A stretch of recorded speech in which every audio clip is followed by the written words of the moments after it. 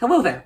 My name is Brett Arabino. I have the pleasure of serving as a student advisor for the Student Leadership Committee at Sigma Tau Delta.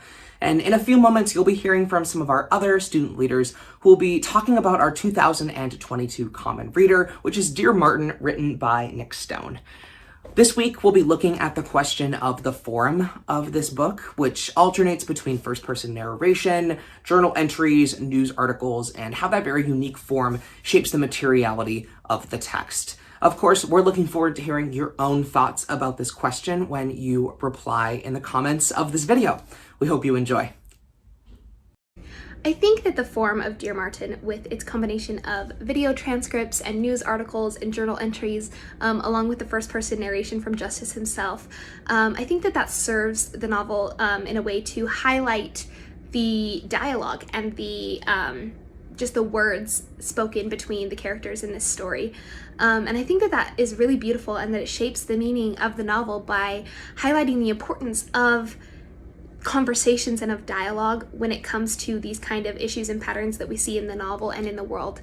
That it's the conversations we have with those around us that shape experiences and that form the narrative of these issues. A mix of first-person narration, journal entries, letters, news articles, and video transcriptions show its meaning by creating a separation between Justice's point of view and the observer, usually the reader. We seem to see the situation from the objective view of the omniscient narrator, not blinded by our protagonist's own opinion, perspective, or bias. Or if we consider Dear Martin to be written as a diary project by Justice, it could be a way of creating a barrier between him and the reader when retelling a traumatic, tense, or uncomfortable experience. The form of Dear Martin, meaning the narration and the journal entries and the video transcriptions and the news articles, all of this shapes the meaning of the story because the reader is able to get more information this way than if the story were written in straight prose. This extra information helps to build the outside environment and show how the world is reacting to what is happening with Justice and his friends. This shapes the overall meaning of the story because it gives an example of how these types of conversations happen in the real world. I think that the various forms of Dear Martin provide the reader with a look at a lot of different perspectives and how different people might view the situation that Justice is in.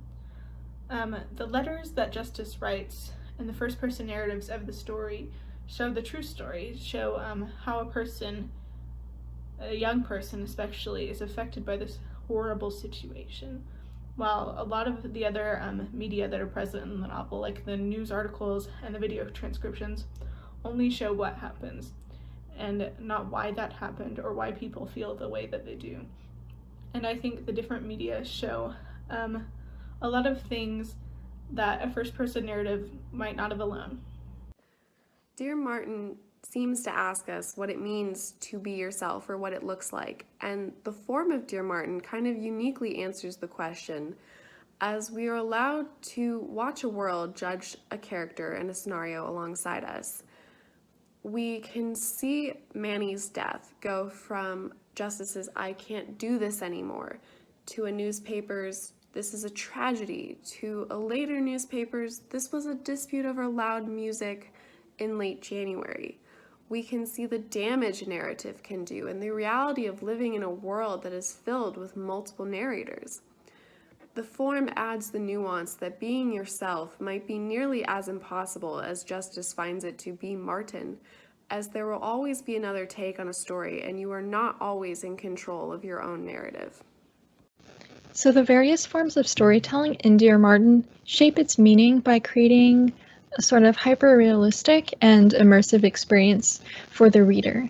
So the story is very reminiscent of these real experiences. So the letters, the articles, the video transcripts, these all share information in familiar ways that hark back to our reality. And while fiction is often seen as imaginative, fiction stories are often grounded in our non-fictional experiences. So the form of Dear Martin reminds us of that realness.